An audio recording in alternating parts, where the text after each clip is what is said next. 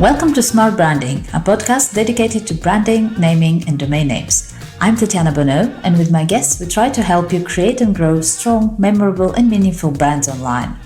I believe time is one of our most precious assets, and so I want to thank you in advance if you decide to spend the next 30 minutes with us. I promise to do my best to make those worth it. Let's go.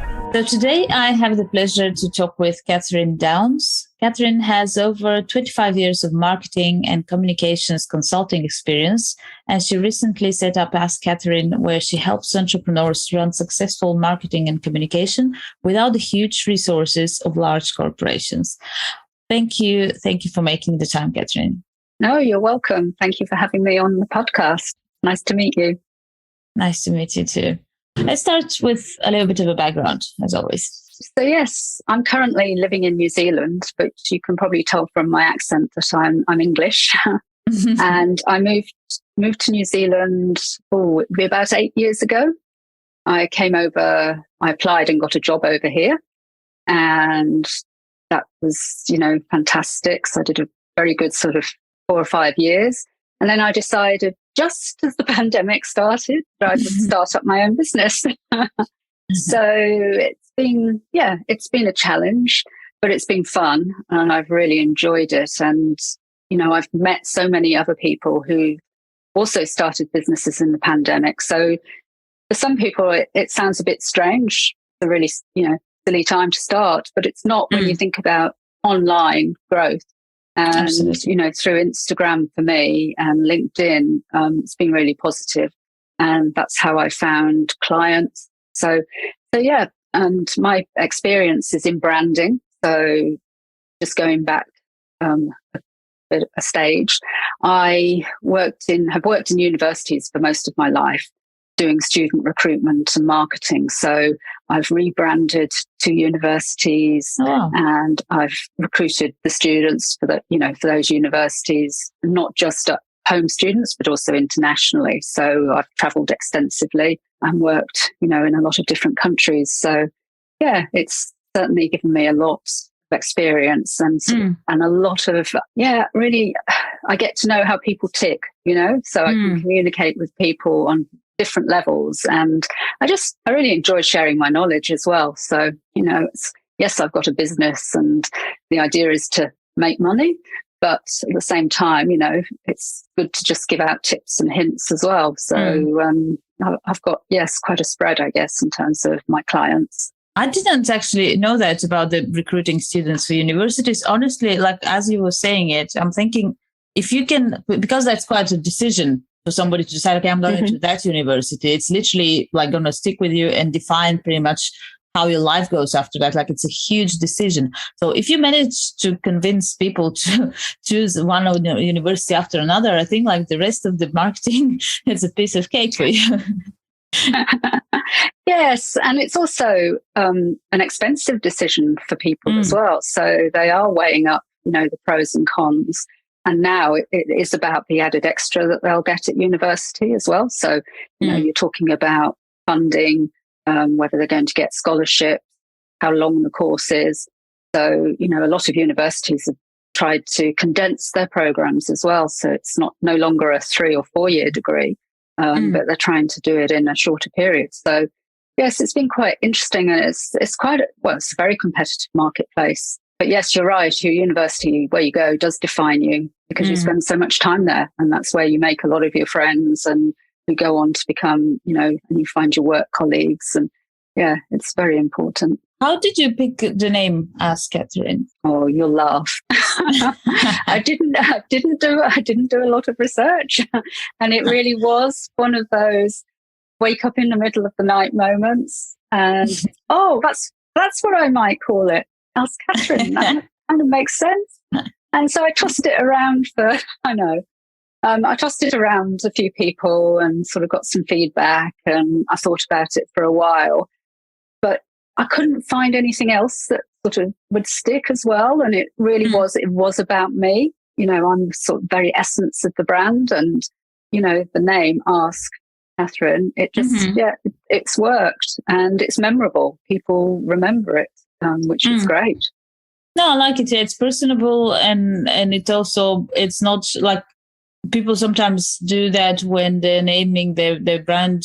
Like that's one thing, obviously, if you have to make the choice whether the brand is just about you or you're thinking of doing something else in the future. So in your case, clearly it's just centered around you. But people oftentimes would do like, I don't know, Catherine marketing, and then you're just limited to that. So in that case, as you've chosen AskCatherine, it's like you can decide to do anything in the future, and I know. still applies. Yeah. That was one of the things I was thinking about, is because I plan to launch online courses in January, which will be around social media, and certainly for new people starting on social media. So obviously will be part of what I do, but some of the other work I do is copywriting and branding and general sort of marketing advice and strategy. So yes, it does cover a lot of things without sort of sticking you down too much and making it, that you're in one area that you can't just escape from. So yeah, it's been good. And you have been in marketing for over 25 years. How do you feel it has changed over time, especially like the social networks and coming and going and changing? Yes. So, I mean, the principles have stayed the same, really. It's about creating awareness and interest, and, you've got your funnels, but perhaps the method, the process is slightly different. I mean, you do have many more channels now than you ever had before. And you certainly have to think about different age groups. So, for example, on Facebook, it will be an older age group than it is on Instagram. And then you've got TikTokers, you've got Snapchat is still a thing, so you have to think of all. And certainly when I've been working in student recruitment, that's been key to our work. So it hasn't just been about, I suppose 20 years ago, it was very much about producer prospectus. So you'd get this really thick publication, and then you'd print far too many of them. And so you'd have a lot to throw away at the end of the academic year. And now, it's about, they went through putting them on CD-ROMs and things, but now it's very much about being able to ask the question online and get an answer immediately. So wherever you are in the world, so whether it's on their Facebook page or they're using bots or whatever, but customers expect to get an instant response now. It's not sort of, it's gone 5 p.m. on a Friday, I won't be able to talk to anyone till Monday. It's very much business is all hours, and you need to understand that. And also, I think one of the big changes in consumer behavior is about the attention span. So, and I see it in myself as well. My attention span is much shorter than it used to be. And I, get a website to download, in a second. I don't want to wait 2 or 3 seconds. Yeah, I expect, to get my information quickly. I don't want to have to read reams and reams of paper. I want to, pick bullet points. That's what, then I can understand and move on. And that's, very much how people have evolved, if you like, now. I had some flashbacks as you were talking about speed, and it's so true. I'm like now you open something, and even if it's something you wanted, you're looking for it, you want to get to that website, like 2-3 seconds, and you're like, okay, I can do that, I can deal with that, I'll go and find another one, I'll go to another website. Yes. and it feels like it wasn't so long, like you would wait for, do you remember the thing like where it dials up to connect to the internet, and then like, it's loading, I'll go and make myself a coffee because it's loading. It's just crazy, and that's take ages. Yeah, absolutely. And now we're like so impatient. It's true. It's not like we have more things to do, is it? I don't know. I don't know. I think we have lots of smaller bits that we do take information in real small bite sizes. And it's just the way the brain works now, I think, that's what we're used to. And it is really interesting, and the psychology behind people. Absolutely. And I think that impatience as well, it's not just online, but you'll see it when you're out as well. I think people just don't like waiting anymore.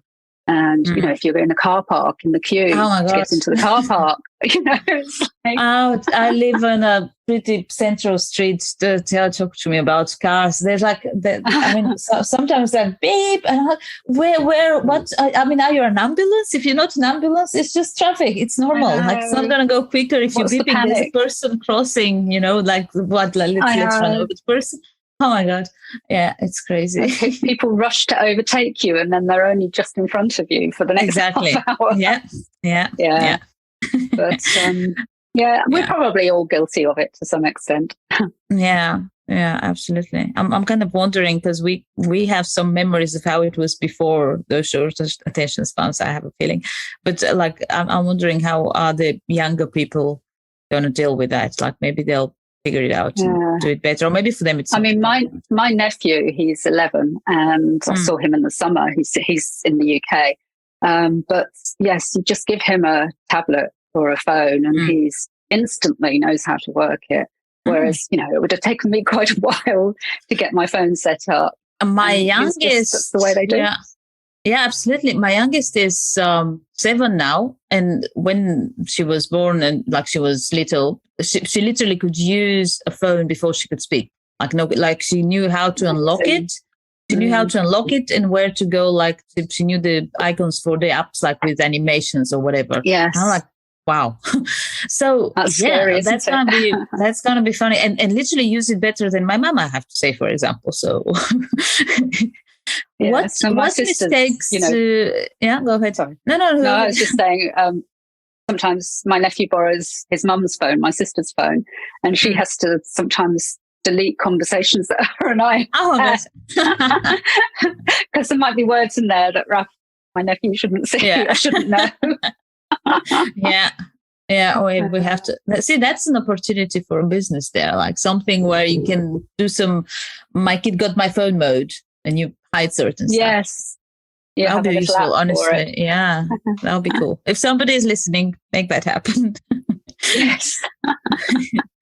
So, now that we've touched on drivers' mistakes, what do you feel are the mistakes that entrepreneurs make most often when it comes to their brand online? Planning is a big one. People will talk about starting a business and they will launch straight into it without really thinking it through.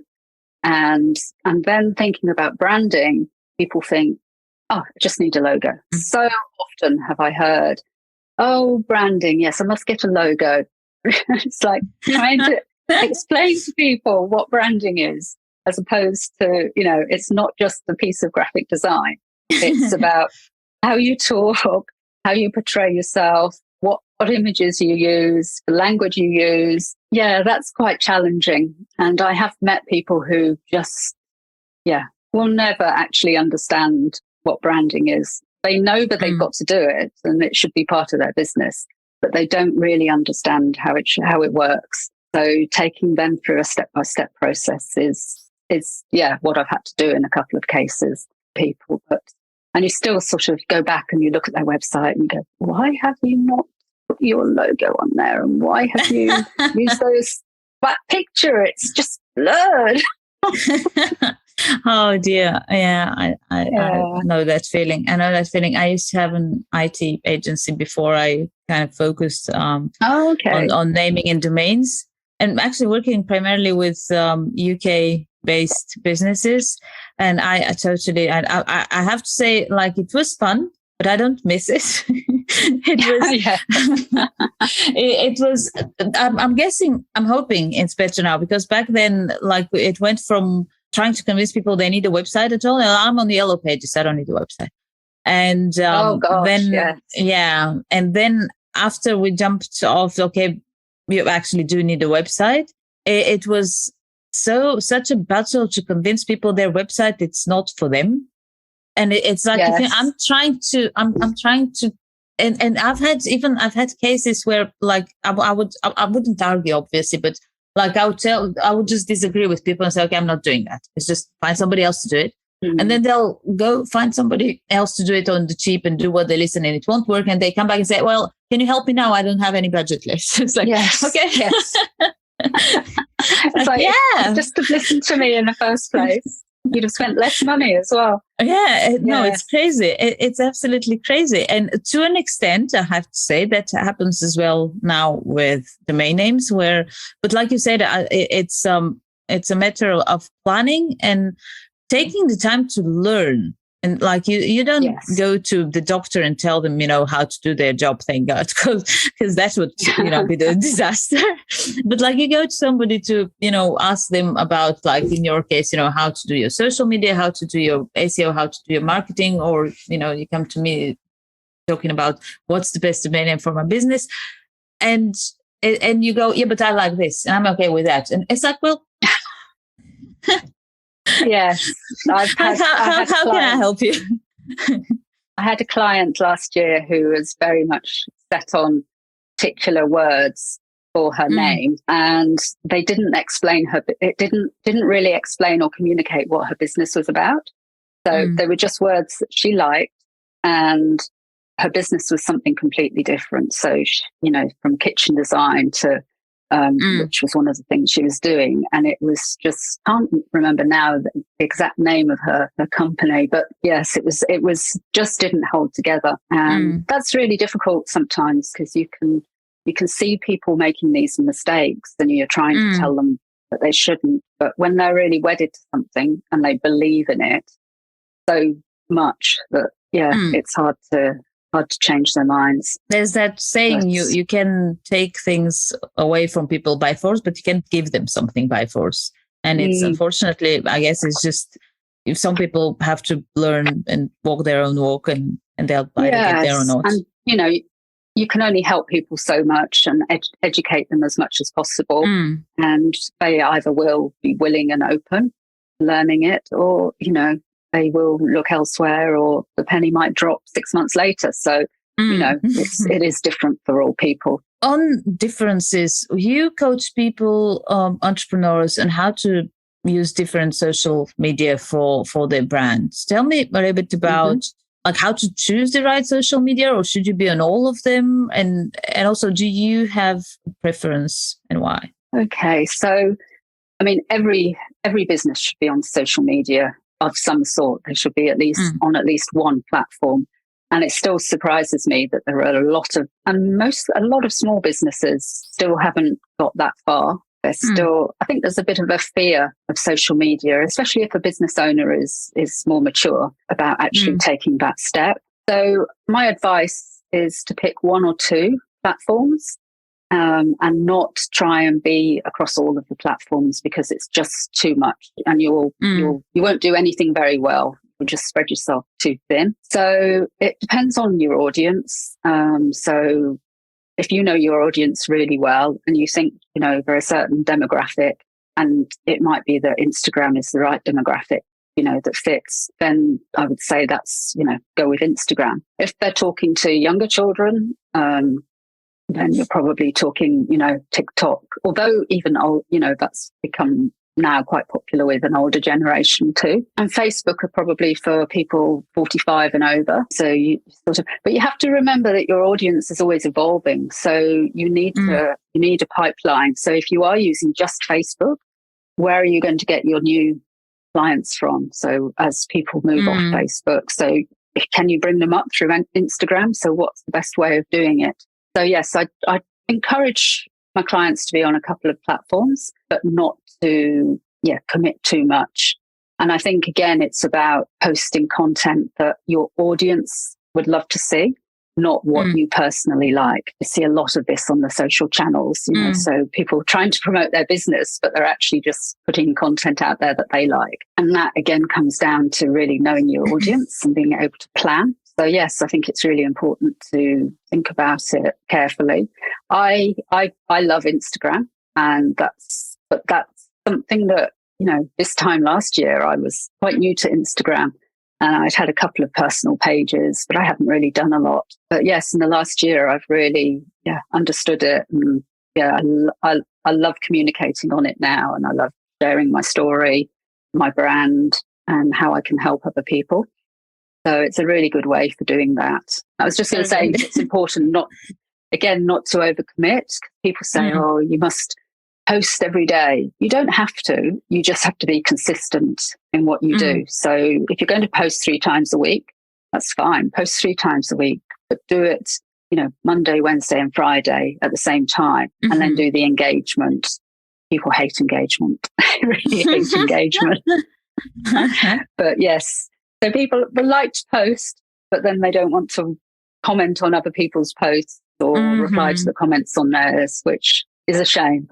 So there's a bit of education to be done around that. Yeah, I mean, that's what I was going to ask you, because I immediately, when you said Instagram for my business, and I'm like, hold on a minute, you are doing, it's pretty serious business. You're not like, taking pictures of your breakfast and putting them out there. And that's kind of the image I have of Instagram. I'm like, nobody does business on Instagram.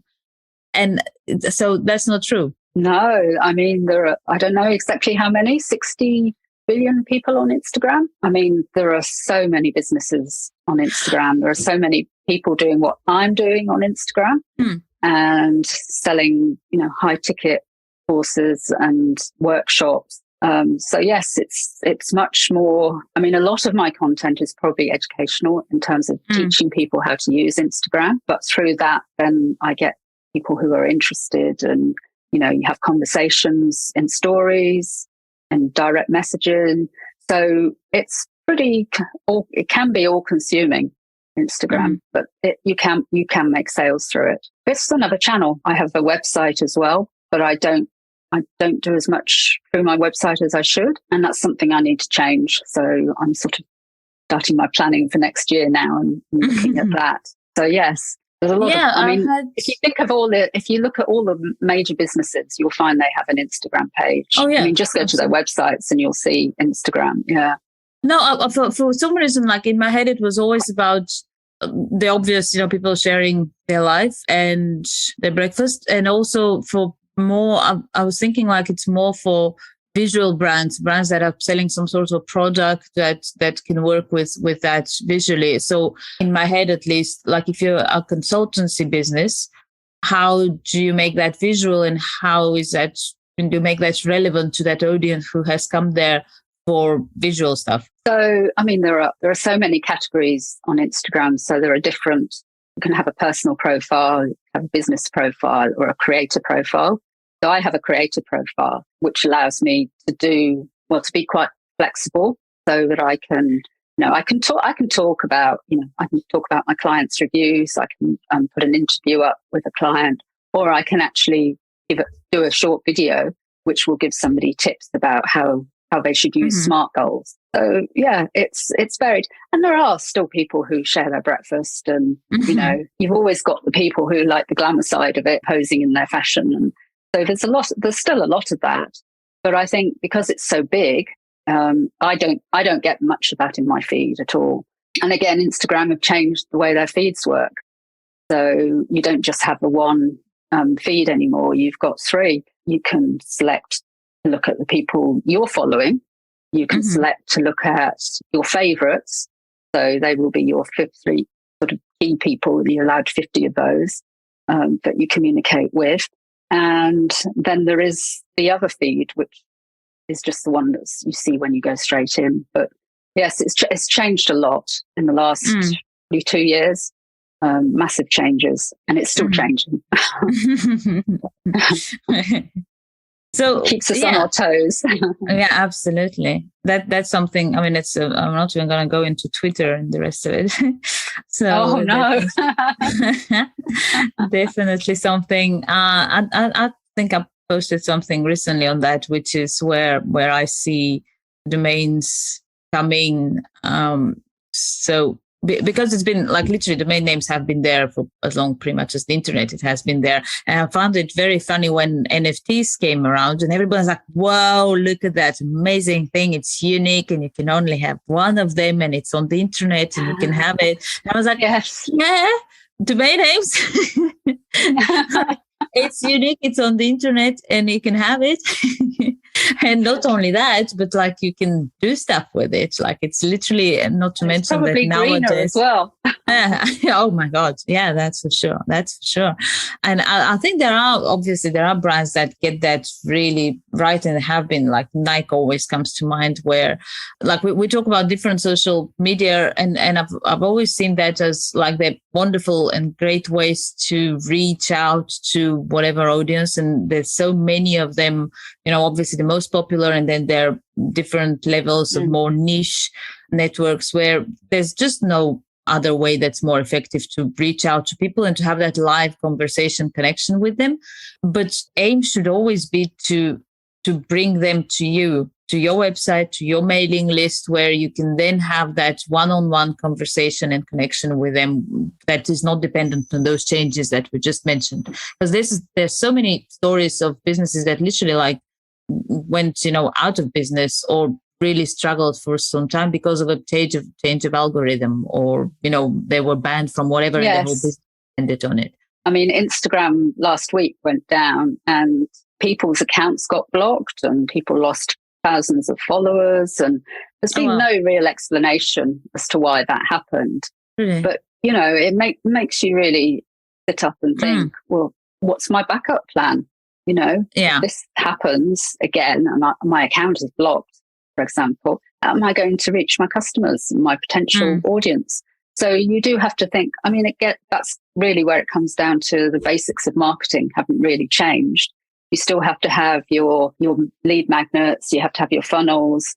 It's just done in a different way. So yes, so on my Instagram, I have free downloads, and obviously I get the email address for that.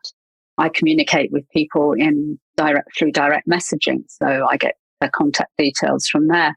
But it is, you've got to have a system in place for doing that. So it's not really, you just need to make sure you've got a proper method in place and make sure that you collect that data. And then obviously you've got to, when you are talking to people using that data, you've got to remember the legal requirements around it as well, which I think is hard for some people and can be very different across the world. Exactly. Yeah, I was going to say that also varies from country to country. Where do you see social media in the future? How do you see it evolve? I think it will always be there, but I think there will be new products coming online. I think some of the old ones Twitter is a good example to talk about right now, because I wouldn't want to be working at Twitter, but, there's a lot of redundancies happening there. And if they can't change the platform quickly enough, they've already driven away a lot of users. And if they can't change it and into something that's really going to give value to people, then I can see it dying. And it's interesting because, I'm from the UK and I used to use Twitter all the time. It was just one way of communicating with everybody. It came to New Zealand and nobody uses it really. It's very, very few number of people. Yeah, that really astounded me. So yes, I think they're going to have to, come up with some new generation of Twitter that's going to work for people who want quick answers. And as Instagram has, they've evolved with videos, so they've almost become the new TikTok. And it's quite interesting that they've moved quite quickly, but things still don't work 100%. So there are still glitches, and unless they get those fixed, people are just going to walk off elsewhere. And there is I can't remember what it's called now, a competitor to Twitter. They've just set up fairly recently, and it's very user-generated social media channels, and that seems to be quite, it's taking off quite well. It's the right but I think user-generated content as well. A lot of brands now are realizing that they come across as a brand, and so what they want is they actually want their clients, their customers, their audience to be talking about them from their perspective. So there's a lot of, in the social media space, there's a lot of businesses trying to get, and they'll pay good money for it, for people who are sort of influential to talk about their business and to use their products and, to promote it on their channel. Yeah, I saw the Hootsuite report on trends for social media. I saw it yesterday, and there was a lot on that. There was a lot on influencers and how even smaller brands can now sort of utilize those for their marketing and even afford them, because there's such a range of people online that can benefit from that as well, that it makes it really you don't need a huge budget to be able to do some influencer marketing. No, well, that's it. And again, for, with social media, full stop, you don't need thousands of followers to be able to make money. It's, it's having the right kind of follower and making sure that you do that engagement and you keep that, you build the relationships. That's something that oftentimes comes up in this podcast, which I guess it just highlights how true it is, that just like running after the numbers or have gazillion followers means nothing if those are not your real audience. Those are just people that you lured into somehow to, click like or whatever, but they don't care about your brand. So it doesn't really make sense. And it's like, I did a post about this a couple of days ago. People who buy followers, people still do that. It's really weird. What's the point? You buy 10,000 followers, but then you put a post on and you have 2 likes. It's like, doesn't quite match up. Yeah. So, yeah. Wonderful. Well, last 2 questions, I guess. What is next for you? You mentioned quite a few things that you said, I'm going to do that next year. So yeah, what's next? What's exciting? Yes. So I'm created some courses, which will be about developing your Instagram profile and brand. And so I'll be launching those in January. I'm beta testing them at the moment, and people are lucky enough to have a free workshop. Hey. But yes, so that's going to be big for me, and I'm putting a lot of energy into that. I've got to create the content for the course, but also the promotional material, the landing pages and the emails that need to go out. And I've been making sure that I've got Calendly in place and all that, so that works. So that's going to take that's going to be my Christmas. I'm doing that. And then I want to move out. I want to connect more locally with small businesses, but also social enterprises and NGOs who just don't have the experience and they don't have the time or the money to be able, and I want to be able to sort of teach them some of the things that I know. And so that's what I'm hoping that will be the second half of the year. So yeah, that's where I'm heading. So yeah, it's exciting. Challenging sometimes, but yeah, enjoyable. Wonderful. Last question. Where can people reach you? Oh, okay. So if you just Google AskCatherine.nz or AskCatherine.uk or any country you want to put at the end of it, you can find my Instagram page or my website will come up. But yes, I'd love people to get in touch. And, I'm very happy if you've got questions, from today or questions about your brand or you're thinking of going into social media, but you're not sure where to start. I'd love to have a chat with you. Well, thank you. It's been an absolute pleasure. And I'm sure there's a lot of insights that will be useful for our listeners. No, well, thank you very much for having me on. And it's been lovely to meet you too.